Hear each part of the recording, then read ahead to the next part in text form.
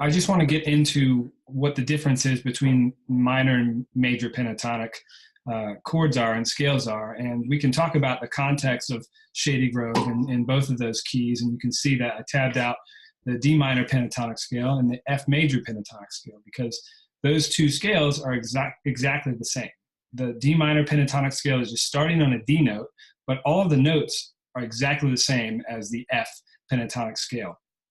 And the F pentatonic scale is just a major pentatonic starting on an F note. What that means is when you're improvising, you can start on any, I mean, really you could start on any note in that pentatonic scale, but it's best to start with either a D note, obviously, because you're in the key of D minor for Shady Grove, or an F note, because that's the third of the chord. That's a third of the D minor chord, which means it's a good tone to use. It's kind of like a consonant tone to use in that chord. So the first thing that I would do is maybe find the melody for this, so I can play around the melody and I have like a foundation to start with improvising.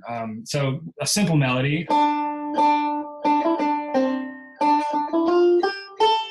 Something like that, that's like really basic and I can play with. And let's just start with that phrase. And I can just show it to you real quick so you can actually learn it. But I'm playing that first D note.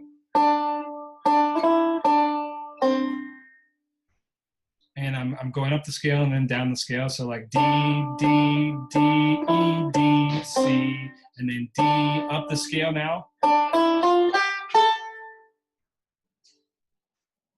Okay, so the first thing we could do is establish where's our minor pentatonic scale in this position. And so I would look for patterns. I would look for patterns based on the scale. And I know that the minor pentatonic scale is root note, minor third, and then fifth. And so this is the position that we'll just start out with. And we can go down the neck and I can show you ways to work out of it there.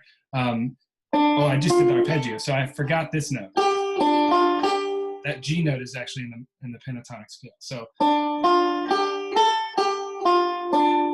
if we just exclusively use that for improvisation, it could be something like this: 3, 4.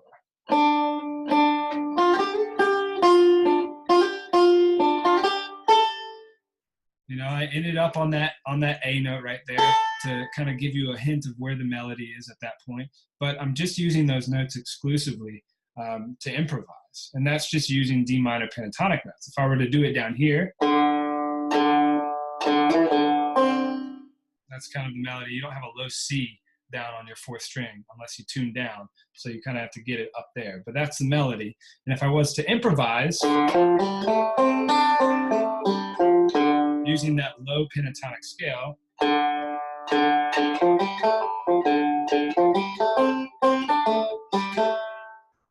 there's like a ton of stuff you can do, and I'm trying to use the rhythm of the melody maybe a little bit in there to give me cues on where I am in the song, give other people cues on where I am in the song.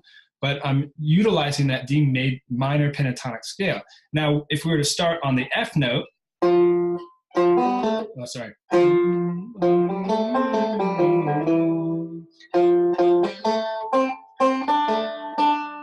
It's kind of the same thing. I'm using the exact same pattern. I'm just starting on a different note. And then you can go to different notes in the scales too. So you can start on the A note. You can start on the C note. The pentatonic scale is a really versatile scale, and it's a great one to practice on the instrument in the different positions, because you can, you know, really use it exclusively if you want to on fiddle tunes. I mean, lots of fiddle tunes only use the pentatonic scale. Bill Cheatham is one that uses it pretty heavy. I mean, not Bill Cheatham. Billy in the Low Ground uses it pretty heavily. But for this song, you're using a lot of it in the melody. So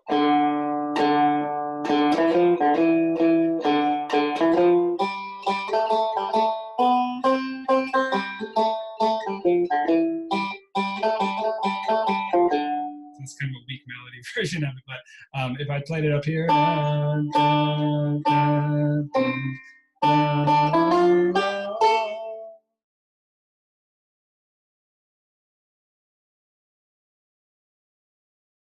as far as like scale fragments, I mean, I can give you a couple examples. Do you have a song that you're working on?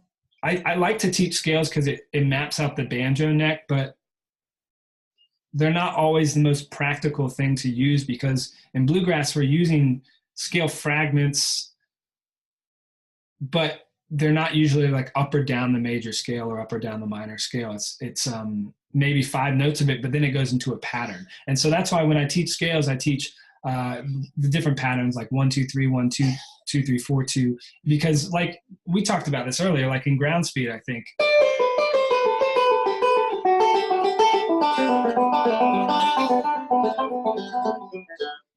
you can get those scale fragments in there, and I wouldn't even call that a scale fragment. That's a pattern, that I'm just using this descending line. And if you know that lick, like I think do you know that, Mike? Yeah. So what if you tried to put that in, it's like Sally Gooden, or what if you tried to put that in Cherokee Shuffle? Like, see if you can fit it in these places where you haven't heard it before, and see what happens. Like maybe if we tried that with this, and I'll just take a small part of this. Oh, so that works great at the end of a phrase, like 1 1 5 5 1, something like that. So if I was going to play,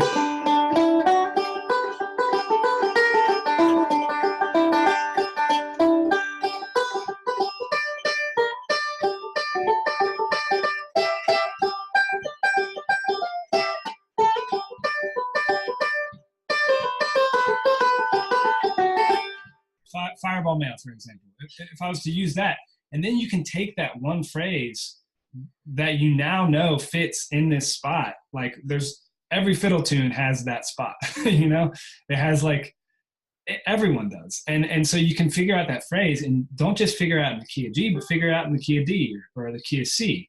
Like key of C would be,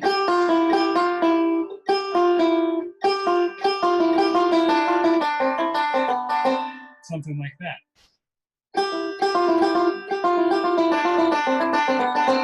In key of D. Do you want me to demonstrate it in anything else?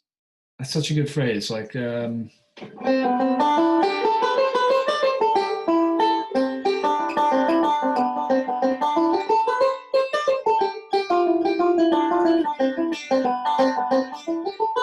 you could do it there. It kind of bleeds over into the next A section. So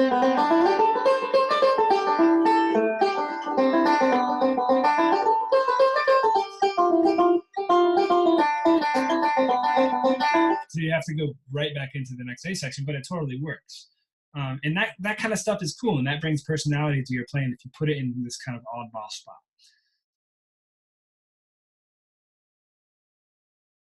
I'll just say this: when you're doing arpeggios and when you're doing this kind of like jazz standard practice stuff, and Ken, you've been doing this for a while, so you already know this, but for everybody else, just take this in bite-sized pieces and just work on root position arpeggios, to start out.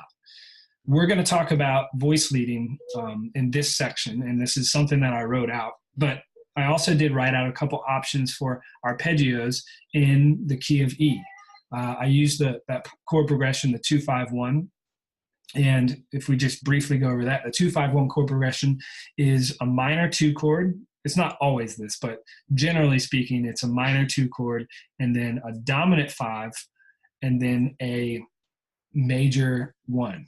And so it's different for the song. It could be a major 2. And a lot of times in bluegrass, you'll see a major 2 chord, and then it'll go a 5 chord. The best way to approach this is to approach it from the key that you're in. So if we're in the key of E, for example, you got to think ahead, and you got to think, okay, so before the E chord, what's my 5 chord in the key of E? And that's a B, or B7. You can make it a 7th chord, and that's commonly what you do in jazz. You make it either 7th or a minor 7th chord.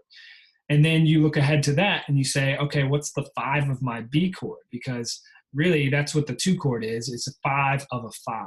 And this is where the theory can get kind of confusing, and it's sometimes easier to just think of it as if you're in the key of E, for example, or the key of G is a great one to start out with too, because we're all banjo players here, and G is just our home. So like if you start with G and you say, okay, what's the 2 in G? You just say, okay, G, A. You go up the scale. G, A, and that's 2. A minor, and then you go to 5. Okay, well, I know my 1, 4, 5 chord from Nashville number system, and that's a D. So if you start out knowing this chord progression, then you can go through the patterns and you can go through the chords and figure out what are the notes in these chords. And so we're just going to start with root position for now. But Ken, basically what I was saying about the pentatonic scale and going up on each 4th string note in the scale, you can do that with this arpeggio practice. So if we're in the key of G and we're looking at the G major 7th arpeggio, which would be G, B, D, F sharp, G. So we have our G major 7th arpeggio, which you can either get right here, but there's a much hipper way to get this chord, and it spans way more than neck. It's a better one for this exercise. So you can get the notes here, or you can get it by shifting your index finger up and getting it.